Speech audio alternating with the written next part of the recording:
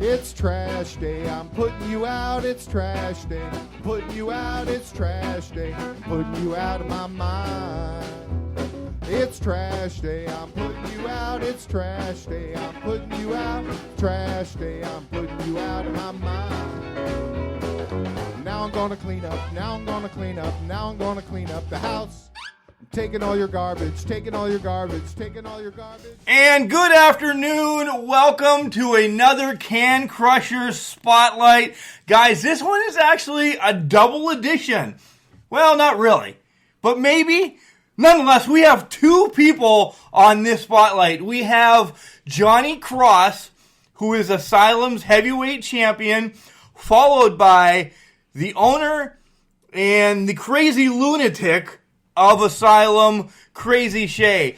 We dive into their careers. Crazy Shea talks about the next coming show that is tomorrow in Clearfield, Pennsylvania. So sit back, listen. Jonny Cross is amazing, folks. We recorded this earlier this week, and it is just fun. The stuff that he talks about. I don't want to release all that much, but just listen. And when we come back, we'll have Jonny Cross followed by Erik Shea, Can Crusher Spotlight. Love doing these ones. Wrestling. A love and a passion we all share. I've started a wrestling brand. The wrestling brand. A brand founded on the aspects of wrestling. Two entities working together to create a product that connect emotionally for people everywhere. Collar and Elbow is the brand. Passion and love for wrestling is the drive. I am Al Snow, and this is Collar and Elbow, the wrestling brand.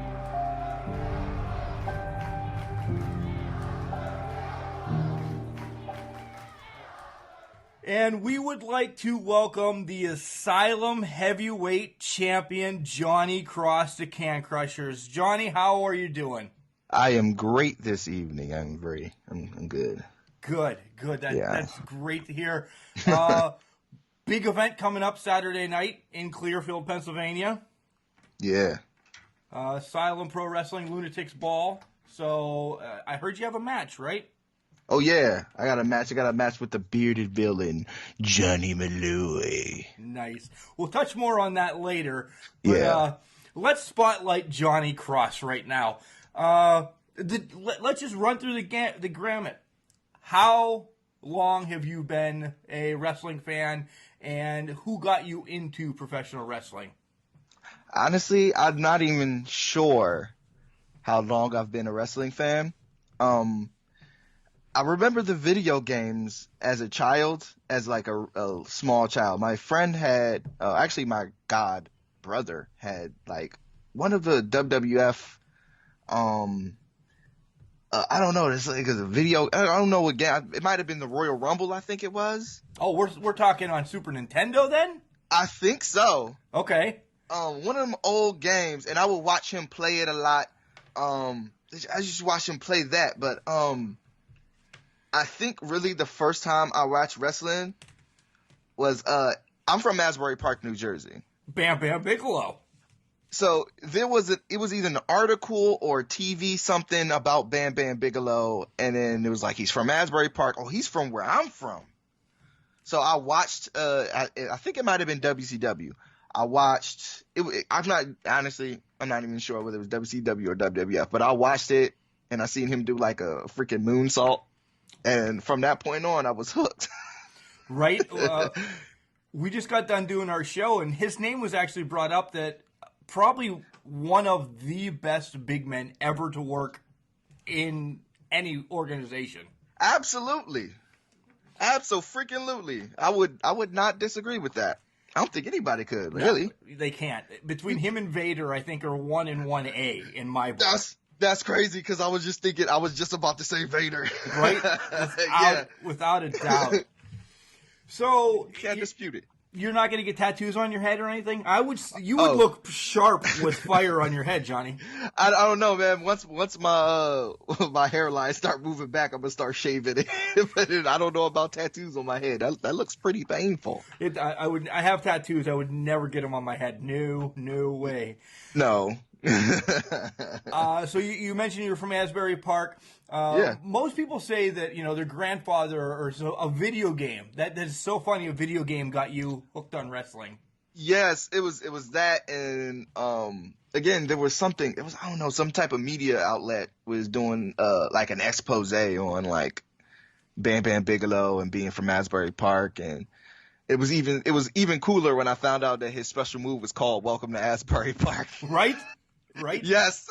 Yeah. So yeah. Did you ever get to meet Bam Bam?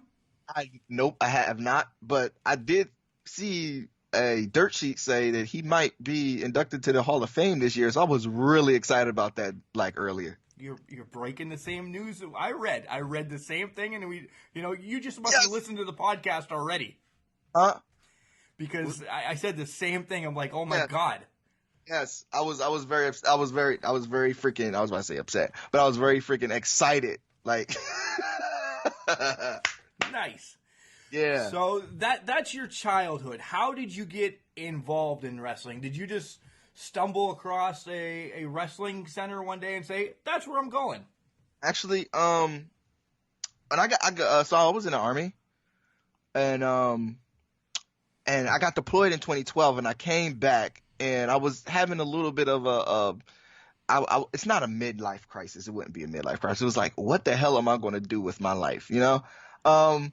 I was doing that, and I was having like I was like, I always loved wrestling, right? Mm-hmm.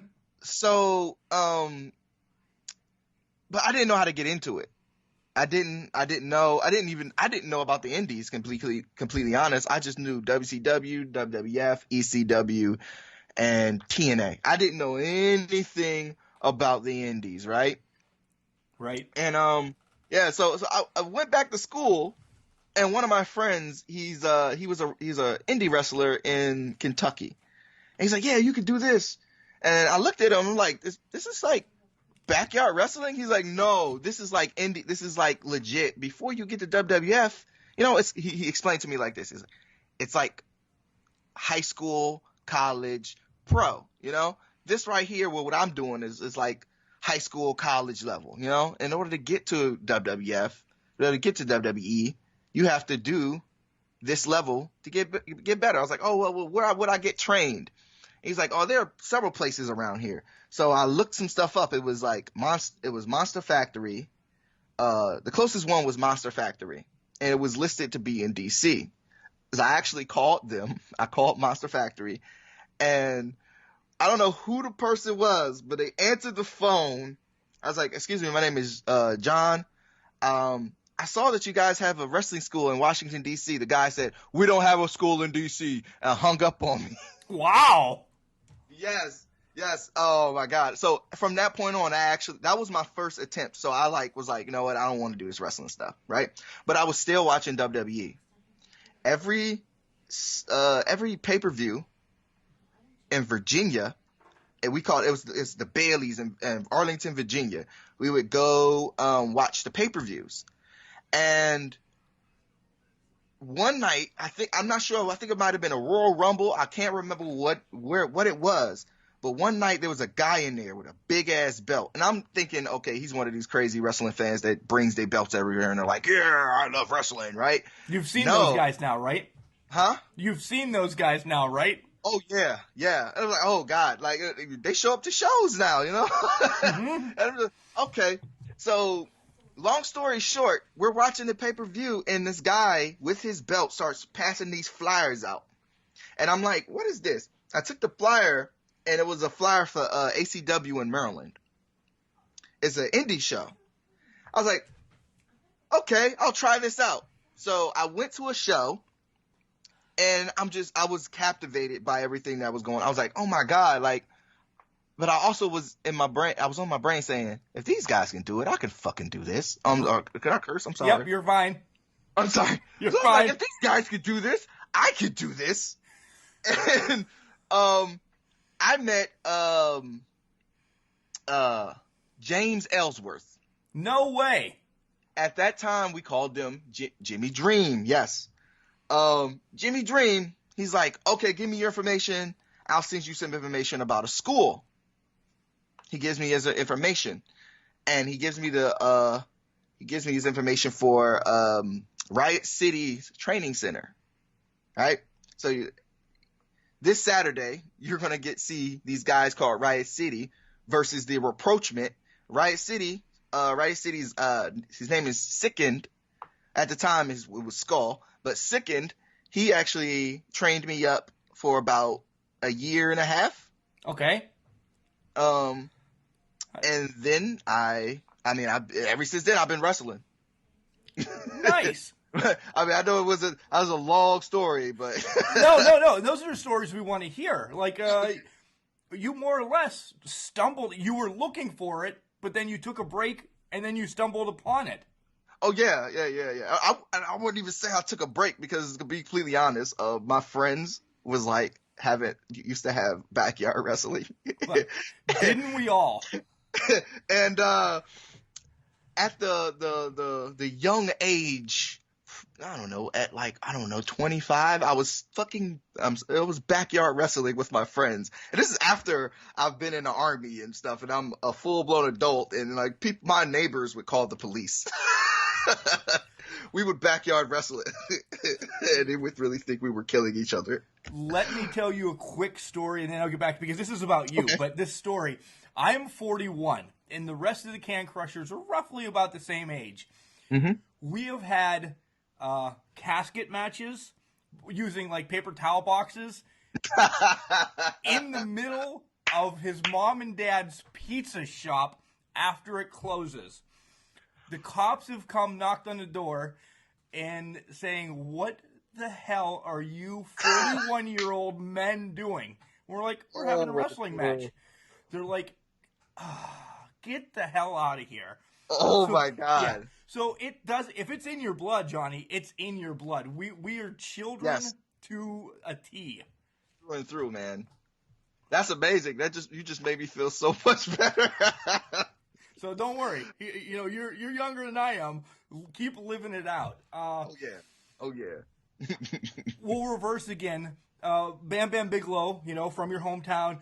Who else did you kind of like go after? Who else did you like as a child? Oh, who do I love? Let me see. So obviously it was Bam Bam. Bam Bam was my first love, and then freaking Macho Man Randy Savage. Yes, my all-time favorite. Macho. I don't know what it was about Macho Man, but it was just something about Macho Man that drew me towards him. Elizabeth, maybe. Maybe. I love me some Elizabeth, but it was something about Macho. It was just, he could draw me in. Like, he could make me believe anything. Like, there's no way you're going to beat Macho Man. There's no way you're going to beat him. And whether win or loss, I was still a Macho Man fan. Right. Good guy or bad guy, I freaking love Macho Man, especially after it was a Mega Powers. Yes, thank you. Oh, I hate Hogan. I do too. I hate Hogan. Baby, Macho Man about to take him. Right? He tried to take your girl, Macho. But how many times have you done that Mega Powers handshake with your friends?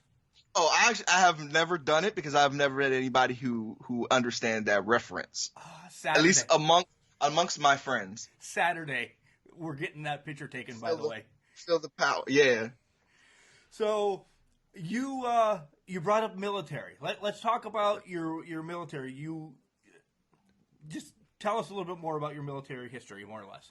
Okay, so I went to school and I was in college and I was like, I'm in debt. I'm in crippling debt. How am I going to pay for this? And then it was an advertisement. Hey, join the National Guard. We'll pay you to go to school. So I joined the National Guard. And I'm thinking, okay. Originally, when I joined the National Guard, I thought it was going to be like it's going to be like just like the Army, but it's not. It's more or less you're only working once a month. So I'm like, what the hell is this? But luckily, right after I got out of basic training, I can't remember, was it 2010? When I got out of basic training, we were slated to go across seas. So once you're in the National Guard, you get trained as you're in the Army. Okay. So basically, I got deployed to Afghanistan where we were doing convoys and security. So, I mean, nothing really happened there. But that was pretty much it. I came back. I'm actually still in the National Guard. I'm trying to get promoted. It's pretty tough. But, yeah, I mean, well, it's still thank you for your service. I mean, you're out there so schmucks like me can have a podcast and talk to huge wrestling stars like you. So thank you for your service, and that's awesome. Mm-hmm. Yeah. So how long have you been in wrestling? Since Riot City that we know. Yeah. How long have you? Is it close to 5 years now? It is. Yes, it's close to 5 years. It's been about 5 years. Yes. Okay, that's give or take. I think. Yeah. I started with Riot City, and I did a little bit of stuff. I did a place. Was it NLW in West Virginia? Where I did some little work, you get beat up work, right. And as time went on, the funny thing is actually my tag team partner, Ray Rumble, he will also be on the show. Ray was also doing backyard wrestling with me. So I brought Ray in and he started training like 6 months to a year after I started training, and we tagged up. And we started doing a lot of tag stuff in Delaware. And is that OTCW? Oh no, actually that's when OTCW. That's with Shea. Okay. That's actually where I really got my break, to be completely honest. Like that's when people were like, "Oh, this guy," That's when people were starting to take a little more notice about me, other than just being the guy that gets beat up all the time. Right. Part of Al Snow's job squad? Is that what you're saying? Essentially, we joined a group. We were called the Coalition. It was me, Rich Steve, Drew Bronson. It was a bunch of other people, but the core group was us three. And we took that from OTCW and went to Rampage Pro Wrestling. We were like the biggest heels in that company. Then Ray joined, and he was my tag team partner, and we joined our tag team called Bruh, and stuff started taking off from there. And the train is still going. Right. Well, you can tell everybody right now that you're a heavyweight champion right now, but you still have to train to get better, right? Absolutely. I hate being stagnant. Never be stagnant. Never settle for less. Never, ever. Keep moving. Never be stagnant. Now, if you are good where you at, that's fine. But you still have to keep I started with Riot City, right? Mm-hmm. And I still go back to Riot City to help with his students, and because it's all about loyalty, right? But I also now I'm over at MCW. You know what MCW is? I do know MCW. I have a friend that lives down near Hagerstown, and we frequent that one a lot too. They had a couple years ago. They had a big reunion where they had Orndorff was there, Orton Jr. Valentine Tito. So we were down there for that. That's a great organization. Oh yeah. Oh, I know. So I've joined them. I'm actually being trained by them, by the Bruiser right now. I'm still in the beginning stages, but I'm trying to get better. Never be stagnant. Keep training. Keep moving. Never stop. Keep going. That's my thing. I can't stay in one place too long, because then I start to lose myself. I get too comfortable. I don't like being too comfortable. Okay. So you're now focused on Asylum a little bit. Yes. let's talk about Jonny Cross. Your gimmick for people in Clearfield that are still like giving you the rock eye. That let's tell us how you got your gimmick and who it's meshed. How you made this Jonny Cross gimmick. Oh, so I really love comic books. Okay. And not only that, I am very much into my ethnicity. Yes. I am very much into that. I'm very much into my history. I am very much into all of those things. So when I made my gimmick, because my original gimmick was going to be, I was going to be a 3BD. That's my backyard wrestling gimmick. Okay. Sticking with backyard until the end. Yeah. Originally it was, so I'm not very I'm not an extrovert, and that gimmick is very extroverty. It is very showman like, and okay, 3BD was basically also I also loved Scott Steiner growing up. Scott, wow. I'm going to step back for a minute, and you don't hear a lot of people say that. But okay. No, I freaking love Scott Steiner. Fucking big bad booty daddy. Like, how can you not like Big Papa Pump Scott Steiner? Like, I don't really understand how. Okay. So I was, not just like that Scott Steiner, but like Scott Steiner when they were the Steiner brothers too. Yes, like I love that Scott Steiner. Yes. So the gimmick is called 3BD. Big bad booty daddy. 3 B's and a D, right? Nice. Essentially. Right. So I was gonna be like an offshoot black version of Big Papa Pump, big black booty daddy, you know? And I love it. I love it. I wanted to do that so bad, but it didn't really work. It didn't work well for me because at the time I wasn't very outspoken. I was still very introvert when it comes to cutting promos and stuff. That does not work for me, right? So I found what works for me is being really who I am and just turning it up like tenfold, you know? Okay. And that's why I came up with the Jonny Cross gimmick. Again, I'm very much into comic books. There's a comic book called PB Soldier where it's created by Nasheed Gifted. It's a indie comic.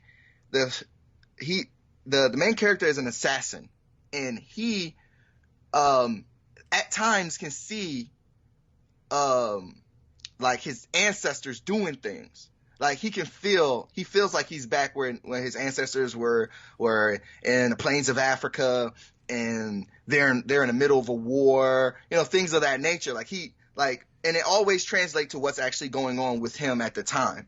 So like he's like an assassin, and he kills someone, and he sees like one of his ancestors who was very clearly like a leader or a chief, and it explains why he is the way he is and why he's a killer and things of that nature. But that combined with how interested I am with my origins, because I'm very much into. I even got my DNA tested. I know the exact tribe my father's fathers came from. Wow. Like I'm very much into. Yeah, I'm very much into my ancestors, baby, and I just like knowing these things, because I feel like if you don't know where you're from, you'll never know where you're going. So that's where the Jonny Cross character came in. That's great advice, by the way. You should say that one more time slower so everybody can listen. I'm sorry. No, if you don't know where you're from, say that again. Oh, if you don't know where you're from, you never know where you're going. That's spot on. Yeah. And that's not origins that's just life in general. That's anything. That's anybody. You really should.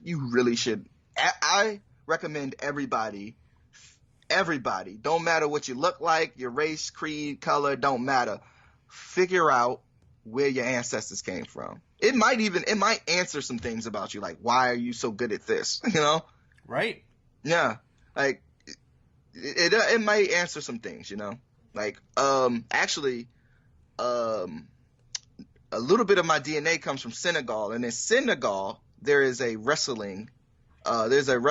sport that is wrestling. It's essentially wrestling with striking, right? Okay. It's called lutte traditionnelle. It's in French, but it's basically it's not as complicated as professional wrestling is over here, or Greco wrestling. It's essentially Greco wrestling without the tussling. The point is to get the other person on their back, or to get them to fall. Whether you got to punch them in the face or you got to put them on their back. And that's Johnny Cross, baby. Nice. Now I get it. I also want to dive into that comic book. That sounds very interesting. I've never heard of it, but it sounds very interesting. Mm-hmm. How long are they in? How many millions of dollars do I have to spend? Oh, you don't. It's a very, very it's very affordable. I think he's on. The last time I bought it, I had episode 1, 2, and 2.5. But I think they don't do episodes like 1, 2, 3. They do 1, 1.5, 2, 2.5, so on and so forth. So I think right now he's on 3.5. It's an indie comic, so a lot of people got like real jobs. Right? Yeah, so you can find it if you look up Nasheed Gifted. That's Nasheed Gifted. That's I wish I had the comic book. I had it here earlier. Man, we'll find it. We'll find it and tag it on Facebook. Yeah. It's a very good comic book. Especially if you like action and you like drama.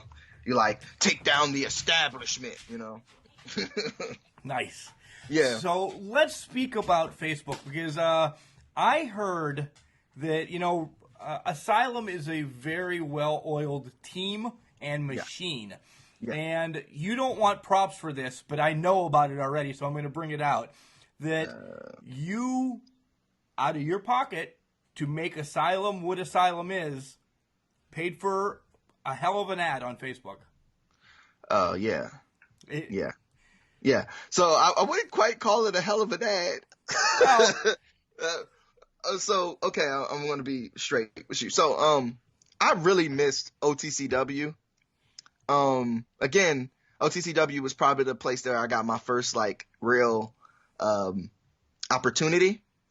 And it was really sad when it went away. But I also, when I was there, I was noticing a lot of things. Like some guys, when they wrestle, they get bought to a place, they don't really advertise it. They just, they go there, they wrestle, and they're done, So when OTCW went away, I became a little depressed about it. So when Shea hit me up about Asylum Pro Wrestling, I was like, okay, if I'm going to do this, I'm not going to do what those other people did, and I'm not going to abandon it. I'm going to push the product, And it's funny because I do a lot of different things. I write books and I'm an artist and things besides wrestling. I do a whole bunch of other stuff, I was learning how to advertise, and I was advertising for my book, and I realized I could do the same for wrestling.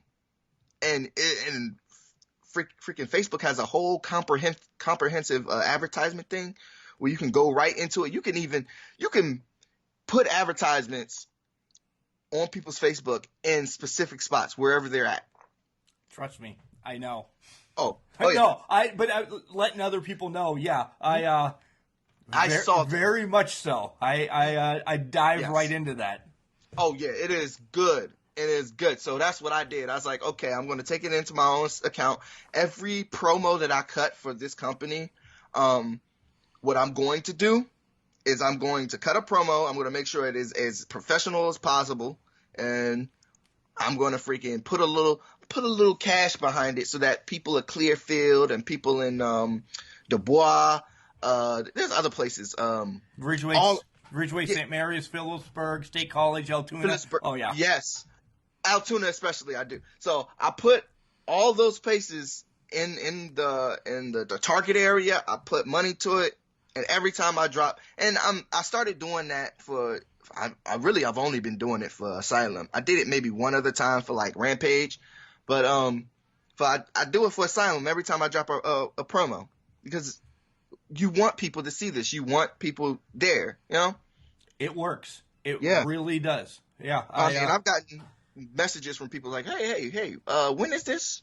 Where is this? Could you put me in contact with the person I could buy tickets from? I was like, okay, here you go. This is the guy, Shea. Contact Erik Shea. You know? Shea gives us 2 tickets to give away to our listeners, and I actually promoted that post that I put on, and the person that won the tickets is from West Virginia. And Cool. And he guaranteed that he will be at the show Saturday. So that's, our reach is getting out there too. Yeah. Keep it up. So. The grassroots, that's where everything starts, man. It really does. Labor takes it's build. Like, I don't understand why people don't like to build. Like, Right? Get your hands dirty. I want to be around 200, 300 people. I want to wrestle in front of that. But in order to do that, you got to start with the 20s, the 30s, 50s, 70s, 90s. And you got to keep working. You got to keep going. You can't just, I'm going to put up a Facebook post saying, hey, I'm going to be here. And that's it. Like, right. You're not getting people invested. You got to sell them a story. You got to sell them something. And people will pay. You just got to sell it. They'll pay. For sure. Yeah. Okay. 2 more questions. One is 5 years in the business. Some people have not had a career that long. What will you tell, or what are you telling the people that you're training? What's the best advice that you can give the young superstars of tomorrow right now? Patience. You have to have patience. It's not just patience. It's also don't be stagnant. Okay, patience and avoid being stagnant, right? Because it's different. Because some people will just wait to the point where they're like stagnant. They're not doing anything. No. Patience and being stagnant, 2 different things. One, patient. You gotta wait it out, because you're not gonna. If you think you're going to be freaking Adam Cole in a year, man, that's like lightning, man. That strikes, like, if you get hit by that, then freaking good for you. But it doesn't happen with everybody. You gotta have patience. You gotta work your way up. But also, when you're working your way up, don't be stagnant. Don't be that guy that comes to training once a week, once a month, and expect to get better. No, you got to keep working. You got to keep going. I thought I was great after working with Riot City. Then I went over to MCW, and they got a whole different system. They got different things planned out. They got like a comprehensive like training schedule and all this stuff going on. They got like a whole hierarchy. You got you don't be stagnant. Keep working. Definitely stay loyal, because especially with me, I got a good hookup when I went to Riot City. I got a hookup. A lot of people don't get a hookup. The loyalty is also another thing too. But again, have patience, work your way up, and don't be stagnant. That's what I would tell the young ones coming up. Okay, and now Saturday night, Lunatics Ball, Asylum Pro Wrestling in Clearfield, Pennsylvania. What are you going to tell Jonny Malloy? Wait, I'm sorry. Could you ask that question again? I'm sorry. My ancestors is starting to yell at me right now, and they yelling a whole bunch of crap. Wait, could y'all chill? I'm sorry. Oh, okay. You want me to call him that? I don't think I can call him that on air. Like, that's not really. What? Come on, shut up. All right. What'd you ask me again? I'm sorry for that interruption. No, that's fine. This Saturday, you face Jonny Malloy for your Asylum Pro Wrestling Heavyweight Championship. Oh, okay. Well, Jonny Malloy. I saw your video. I saw what you thought was great. But I want to tell you right now that I don't knock on the castle's door. Johnny Cross does not knock on doors. He kicks them in. That's what Johnny Cross does. Johnny Cross doesn't kneel before kings. We don't do that here. Johnny Cross does not kneel before kings. Johnny Cross punched kings in the mouth. So if you want to be a king, you want to prove that you're a king, you want to prove that you are a champion. January 26th, you will see Johnny Cross at Asylum Pro Wrestling Lunatics Ball, and I will show you why Johnny is the juice, the yams, and the sauce. Is that good? Did I do good? All right. No, I'm not going to call him that. All right. But yeah, that's okay. Wow. Johnny, yeah. I know I'm talking to myself. I'm sorry. It sounds like I'm talking to myself. No, your ancestors are coming in. They're giving you the messages to take down that bearded villain this Saturday. Yeah. Bearded villain. Johnny, thanks for coming on Can Crushers, and we will see you Saturday as you defend. I am calling it right now. Defend that championship against that nasty man. Oh, yeah, baby. That's right. And I would like to welcome Erik Shea to Can Crushers. Wait a minute. This guy has been on Can Crushers 4 or 5 times now. But it is time for him actually to be spotlighted. Welcome to Spotlight, Erik Shea. Well, thanks for having me, man. So we know everything you do with Asylum, and I'll give you your time with Asylum to talk here at the end of this half hour. But let's dig into who you are. You know, we know you're the crazy one from the promotions and everything, but let's rewind. And when did you get into wrestling? Jesus. It starts like every wrestler. On my grandfather's knee, really. He was a connoisseur of wrestling, and I'm talking we would wake up at 2 a.m. and we would watch, whatever was on. He'd be like, Erik, he had a set time schedule where everything was laid out. He'd wake me up on Wednesday at this time, and we'd sneak out and watch wrestling. And he showed me, because he deconstructed the moves, and he watched it, and he showed me how to do a lot of stuff. So fast forward to me being 16, and I went to my local wrestling school, and my mom was going to sign for me, and the wrestling school told me I would never make it, that I'm too skinny, that I should give up now. So I walked out of that place feeling pretty, morally beaten up. You're 16. You don't have a grasp on the world yet. I thought that avenue was closed. Fast forward, I went into the Marine Corps, got injured in the Marine Corps, got out. And I was working one day, and I stayed home. I actually lost my job that day. And I was listening, and I swear to God, it was an announcement over the radio, and it was like, have you ever wanted to be a professional wrestler? Well, who wouldn't? Right? Come, right across the street at the Salisbury Mall. I'm like, across the street? I open up my window, and I swear to God, it was like gleaming, like angels were singing as the light shone on the mall right across the street from my house. I didn't know anything about it. So I went in, and the guy wound up to be a fake. Van Hammer helped me expose him. I went to train at another school. So my trainers were actually Van Hammer, and the Maestro started off my training. I then went to train at another school. Mickey James was one of my trainers, Orlando Jordan. I've been under the tutelage of some really good people and some really good schools. I'm not complaining. Wow, those are huge names. Van Hammer from WCW, and Mickey Yes, James is, still currently on WWE. So, The Maestro, Maestro, WCW, and Orlando Jordan, TNA. I was trained by some people who got there. They weren't there at the time. That they actually wound up going after they trained me, all of them. But it was a remarkable experience. Nice. Let's rewind back to that childhood again.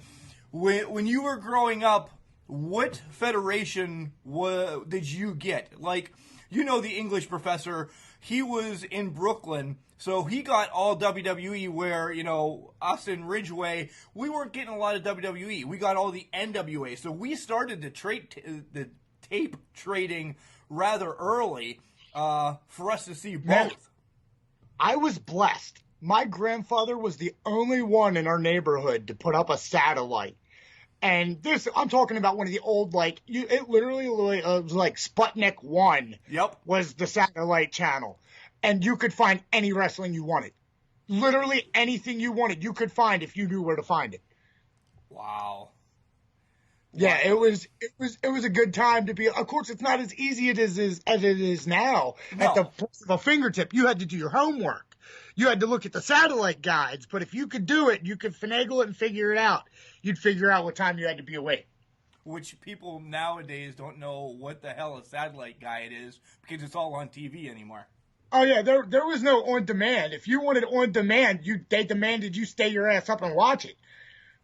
Nice. Exactly. So, who are your favorites? And I want to know, did you wake up in the morning to watch Smoky Mountain or World Class or AWA or let's talk that. Okay, so my grandfather was huge on NWA, huge on it. He also liked Smoky Mountain, which, everything later turned to WCW. And my grandfather, he'd flip channels to the WWE, but he was a WCW guy. In my household, every pay-per-view at WCW was bought. Maybe we got WrestleMania. I usually had to go over to a friend's house to watch WrestleMania. He wasn't a WWE guy. Wow. See, I'm a Sting guy. I'm a Sting guy myself. I always do. Back the bleach blonde Stinger. That was my dude, man. That's actually my favorite Sting. When he was doing his first shtick at the Clash of Champions with Flair, that's my favorite Sting. I've never been a fan of the Crow Sting. No, don't get me wrong. It had its place. They needed someone to be able to, and he wanted to change as well. So I understand it, but I don't know. At the time, it seemed too marketable, too cliche. It was more for a pocketbook, and you know what I'm saying, than it was. But reading the books, I understand the personal decision behind it.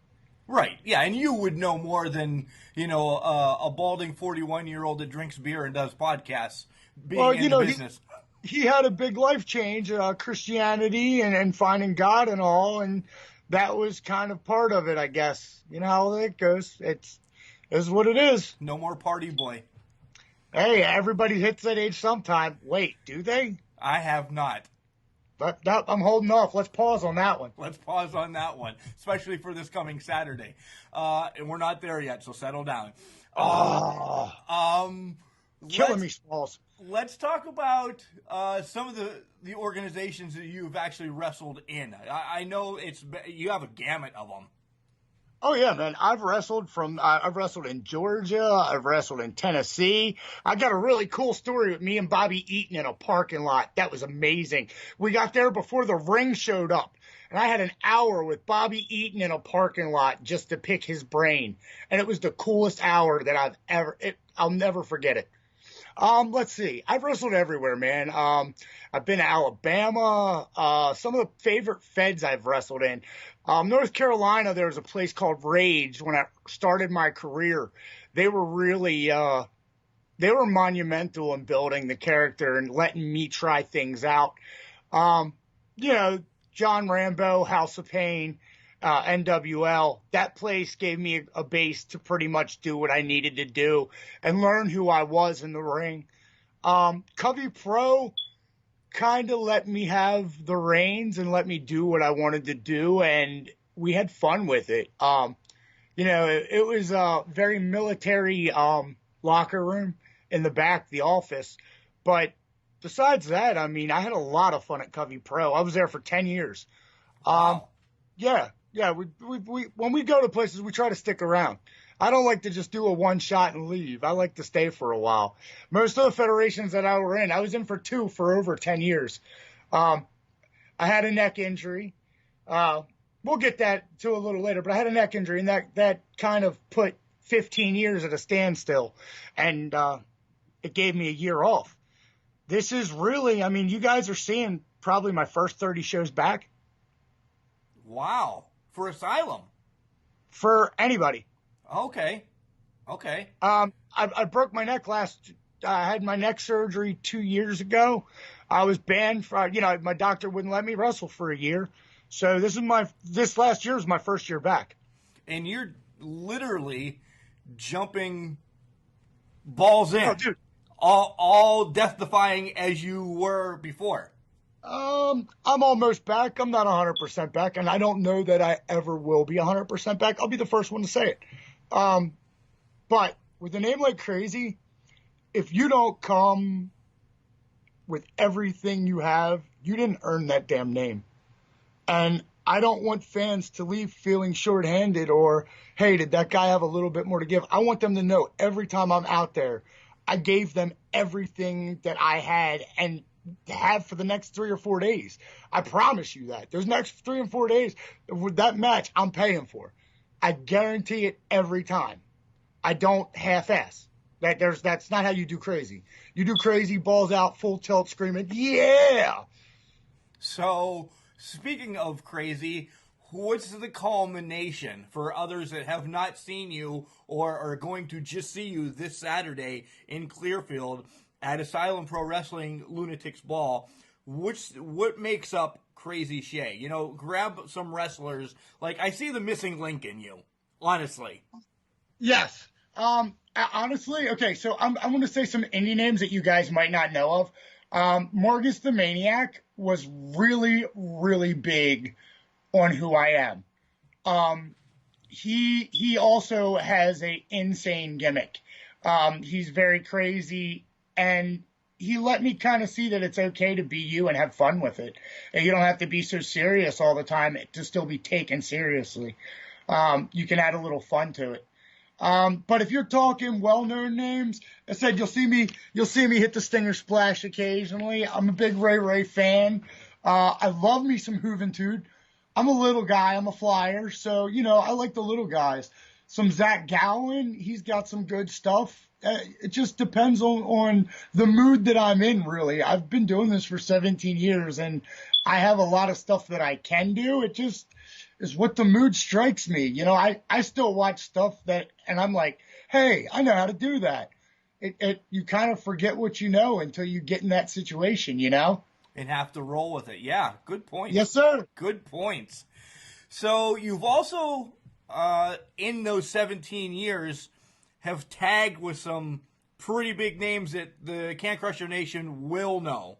Oh yeah, dude, I have been blessed with some tag team partners. I'm cursed. See, any tag team partner that I get with, something happens to them. I've had a tag team partner shot. I've had a tag team partner whose car's blown. Yeah, I'm not even lying. Yeah, I know. Kendrick Kamari got shot as we were getting ready to have the tag team title match. I had to have a fill-in. Now, my fill-in, and it was really cool, was none other than Tony Atlas. Wow. Yeah. I got teamed with somebody filled in for some big, left some big footprints to fill in, taught me a lot at the same time. Tony Atlas was awesome. Turned around to the next month, Kendrick couldn't make it again. So I got Brodus Clay.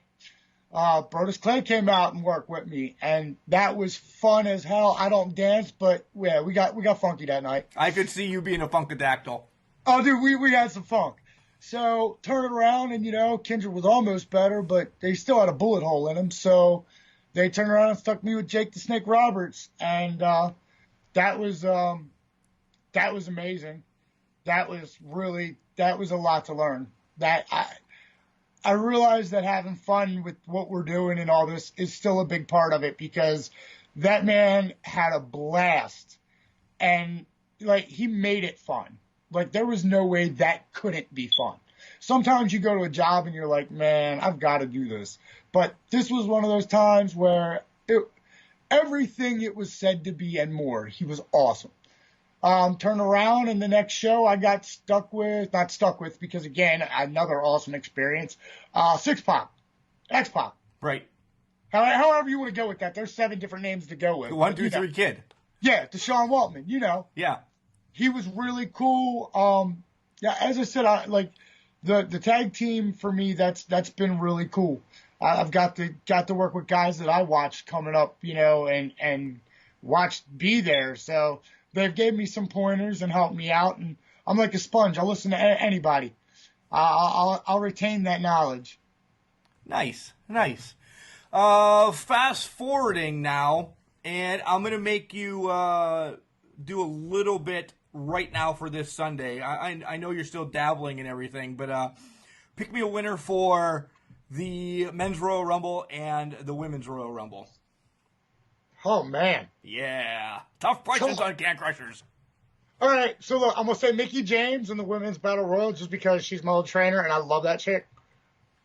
Okay. If we're going Men's Battle Royal, Miz is in there, ain't he? No, he's got a tag team match with Shane.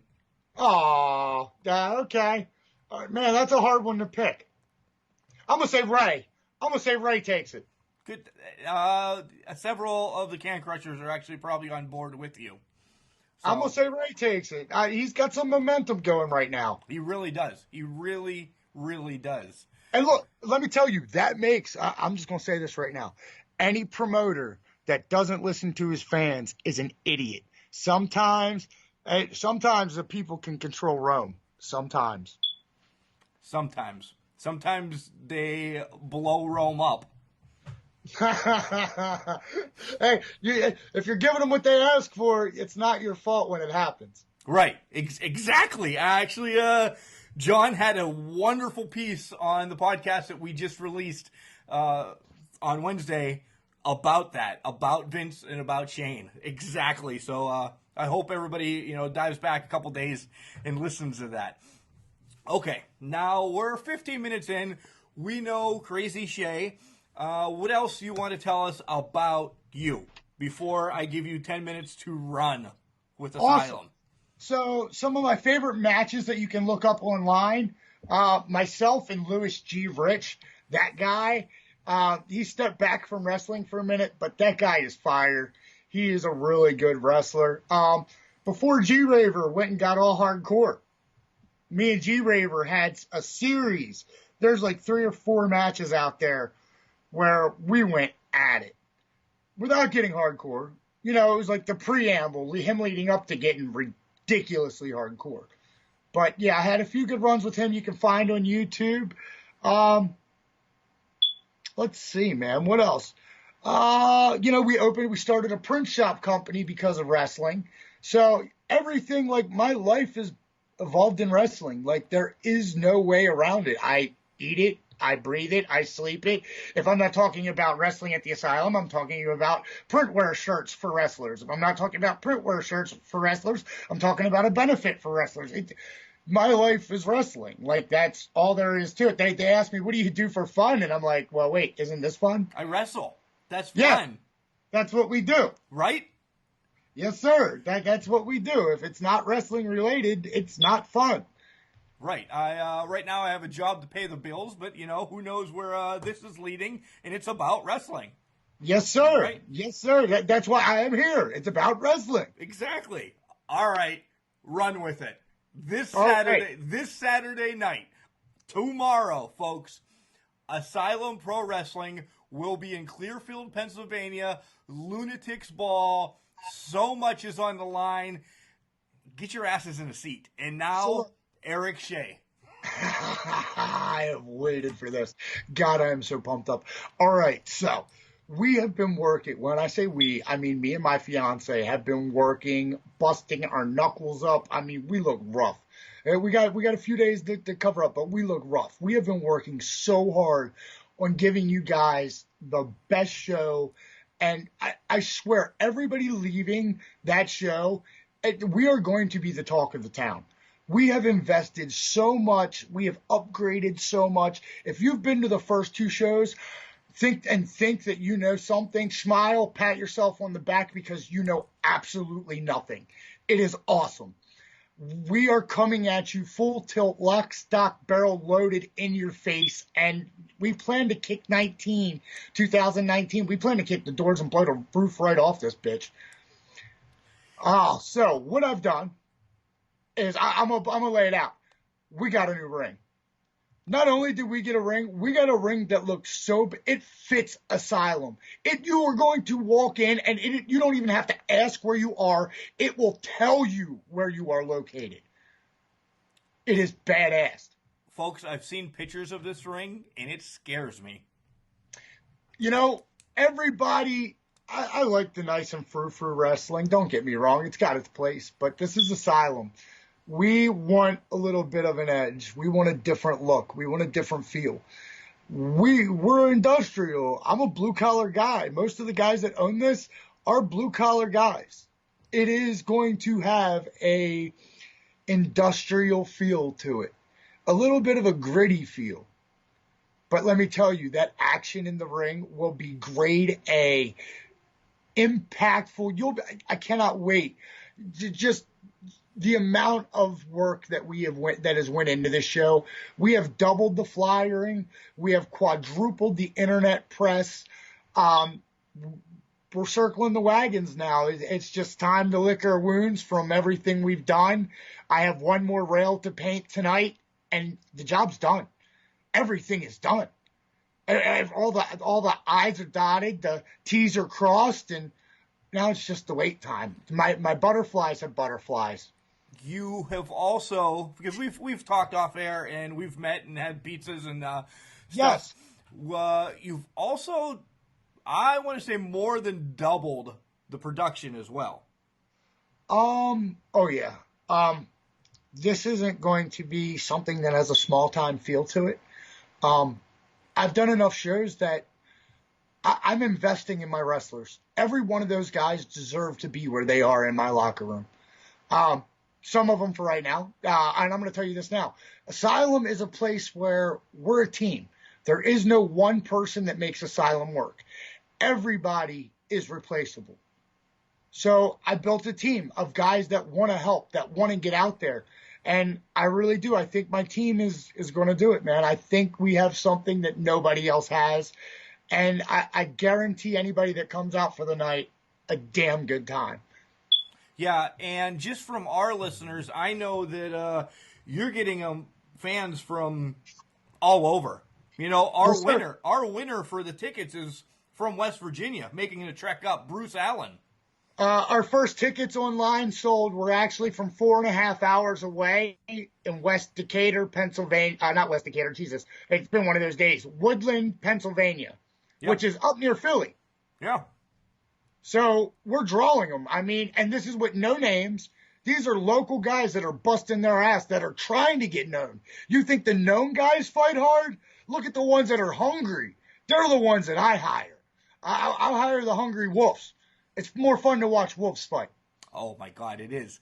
It is. And this, if I remember correctly, this is probably one of your bigger rosters or talent roster being in Clearfield.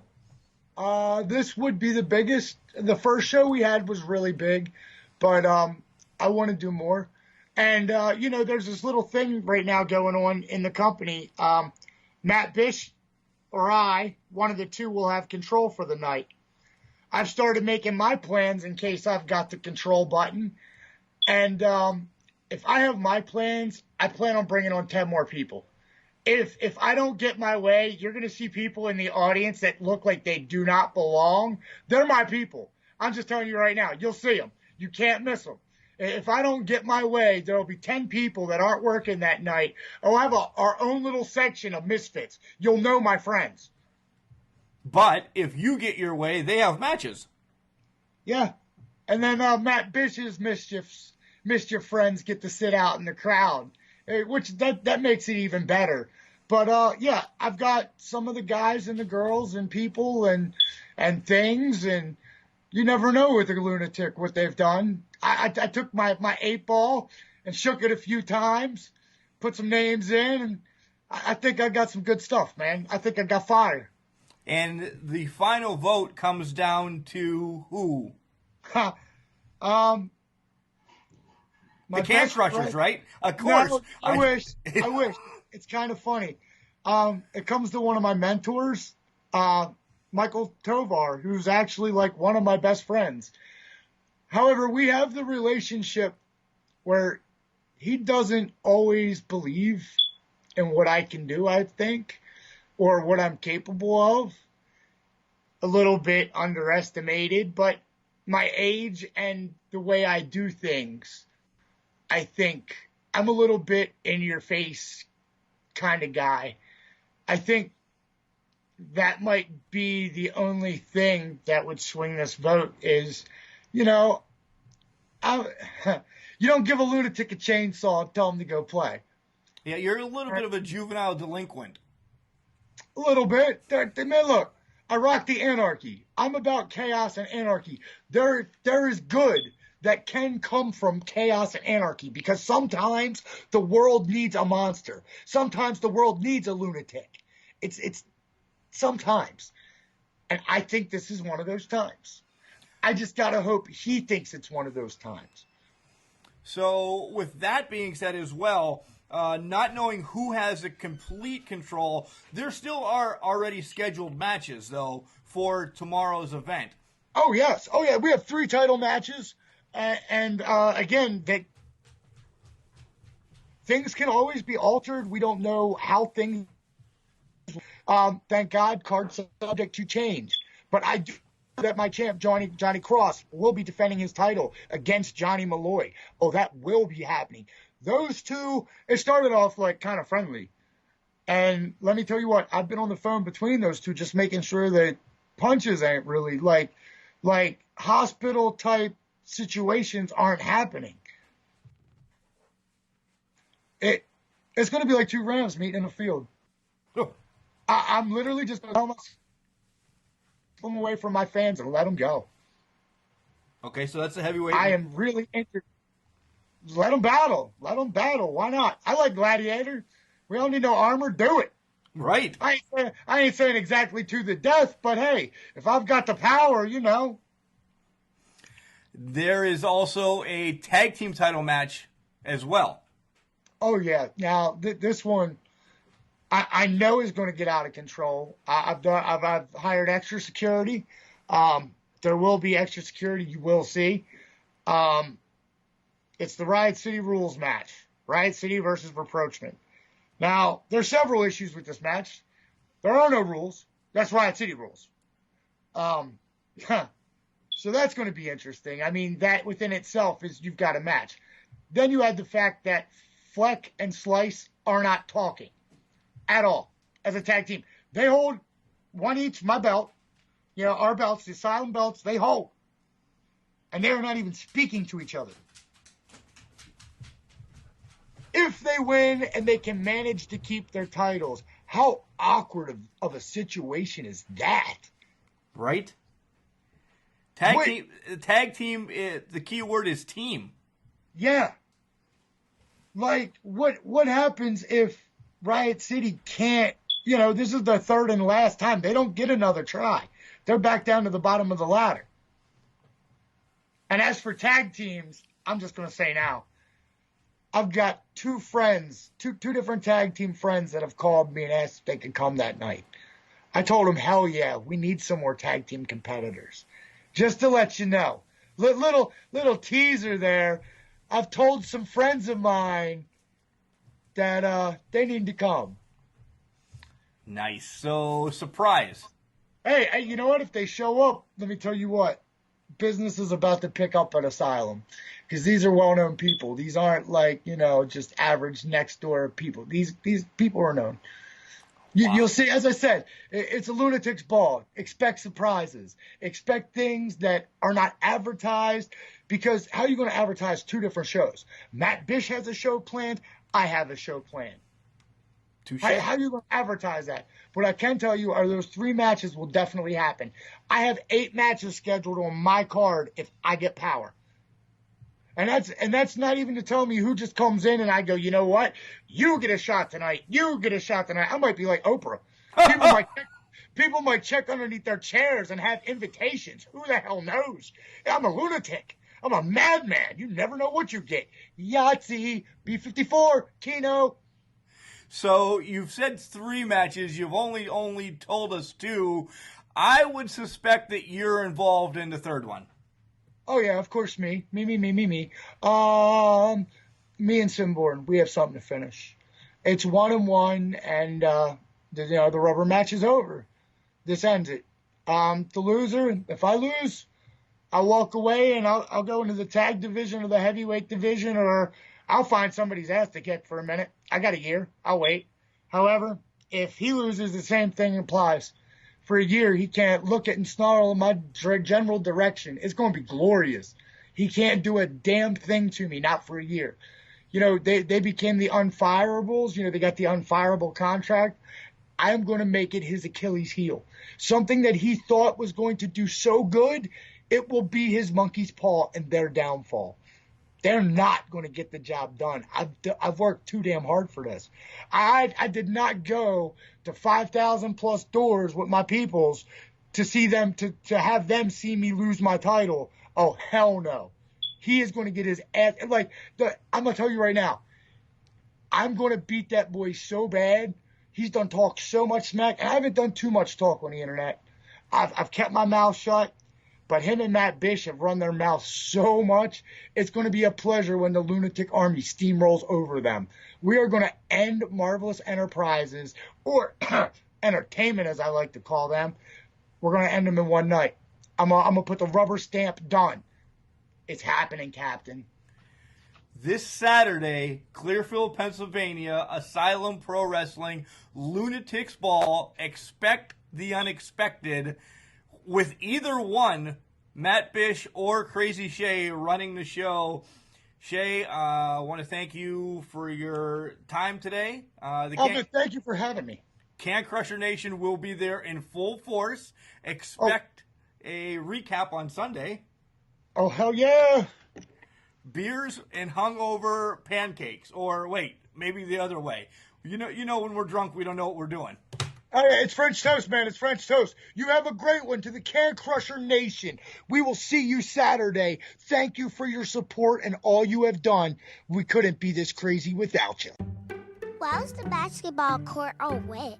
Because the players kept dribbling on it. The dad joke. Corny, groan-worthy, but also one of the simplest ways to share a moment with your kids. What did the buffalo say when he dropped his son off at school? Bye, son. So take a moment to make your kid laugh, because dad jokes rule. Make your kid laugh today. Go to fatherhood.gov. Brought to you by the U.S. Department of Health and Human Services and the Ad Council. I hope you guys enjoyed the spotlight of Jonny Cross and Erik Shea. Those were 2 great interviews. I love doing these spotlight interviews randomly during the week. Wrestlers, promoters, if you'd like to be spotlighted on Can Crushers, send us an email, cancrushers69@gmail.com. We have the next couple weeks booked up with more OVW stars to come. Again, I never let you know until you find out when you listen to the spotlight here on Can Crushers. I want to say thank you to everybody. You can check us out on all the outlets. You know them from Wednesday's show, so we don't run through the sponsors because it's all about the wrestlers here on Spotlight. Guys, don't forget Royal Rumble this week, NXT TakeOver, Asylum Pro Wrestling, which Can Crusher Nation will be at. Thanks, everybody, for listening. We will catch you Sunday morning with a recap, and we'll probably be hungover.